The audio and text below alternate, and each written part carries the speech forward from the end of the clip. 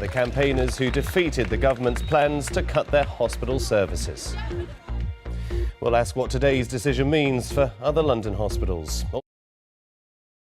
Has fought battles over changes to London's hospitals, but the Court of Appeal ruled today that A&E and maternity services in Lewisham would stay, even though the government wanted to downgrade them as part of a rescue plan for a neighbouring health trust.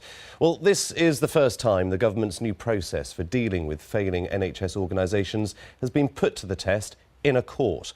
Local campaigners say they're thrilled. The Health Secretary says he'll look into changing the law to give the government a freer hand to change health services. Our political correspondent Carl Mercer is in Lewisham tonight, gauging reaction. Carl. Yeah, because it was a year ago today, exactly, that these people found out that the local A&E here at Lewisham and the maternity units may be in danger of being downgraded. Since then, they've done a lot of this. They've chanted, they've marched, they handed in petitions to Downing Street, and as you say, they've been to court twice to try and save their local A&E. Today, they found out that they'd won.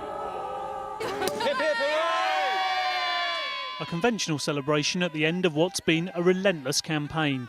A year ago today, the people of Lewisham learned their A&E and maternity units were to be downgraded.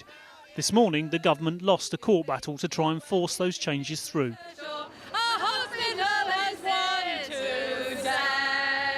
This has been over a year of struggle and fight and galvanising local support. And my goodness me, can Lewisham really gather together and bring other people into our story. We're really thrilled, we're really relieved that justice has been done twice now, and we've actually proved our point twice against the government, that the government were acting unlawfully.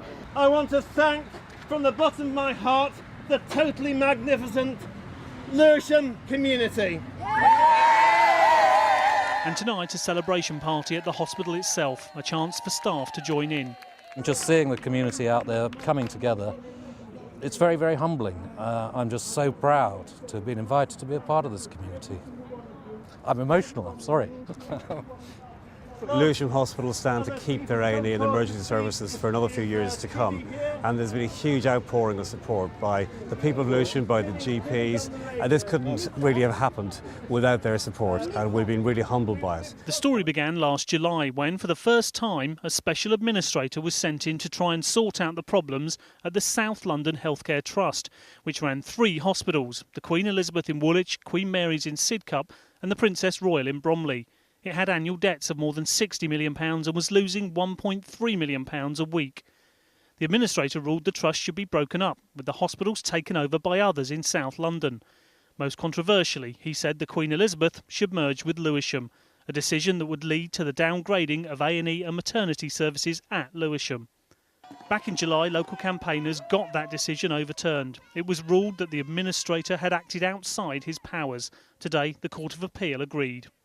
The Health Secretary, Jeremy Hunt, said today he completely understood why residents of Lewisham didn't want change to their A&E services, but said it was his job as Health Secretary to try and protect patients across the whole of South London. He said the government was now looking at ways of changing the law to make sure that at a time of great challenge, the NHS will be able to change and innovate. What Lewisham has shown, though, is that change in the NHS is often very difficult and very lengthy. It's incredibly difficult to make changes and modernise services in London and throughout the NHS. And what we do know is that the NHS is facing a very serious funding crunch in the next couple of years. It has a system of hospitals around which care is based, which is designed for the last century, not this century. Tonight in Lewisham, though, those sort of thoughts won't be entertained. Their fight is won. Their A&E will remain. Well, of course, the challenge now is to make the 2 A&Es work together. Of course, the one at Lewisham will remain, so will the one at Queen Elizabeth Hospital in Woolwich.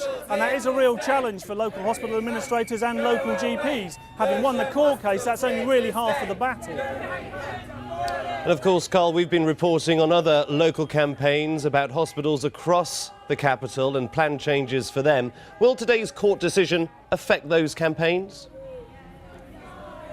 No, I don't think it will. It is very specific about the role of that special administrator who was sent in to sort out the problems in South London. But there are some big things coming up in London. Tomorrow, perhaps, the Health Secretary will rule on the potential closure of 4 A&Es in North West London.